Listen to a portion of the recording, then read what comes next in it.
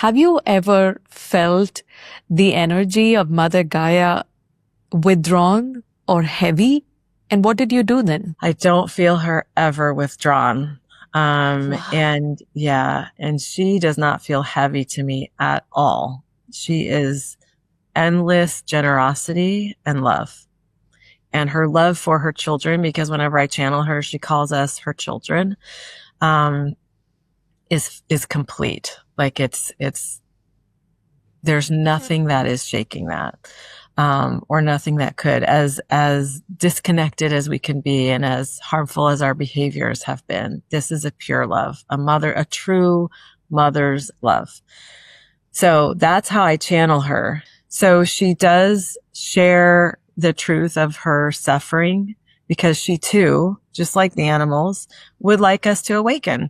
This is an invitation. Let's see. Let's open our eyes to what's actually occurring here and what is our part to do.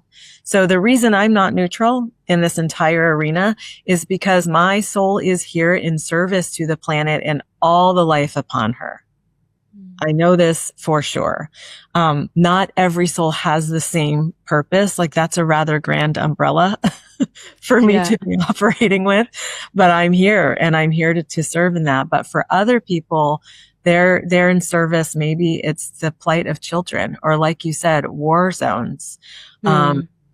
Those who, mental health, those who need, like the trees, right? There are those who are here literally as souls in service to trees.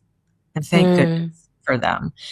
For others, it's animals, like humanity. It doesn't matter. But once we discover what's ours to do, that thing that breaks our heart the most, that's the thing where we came here in service to, I believe. It doesn't mean we have to walk around brokenhearted all the time.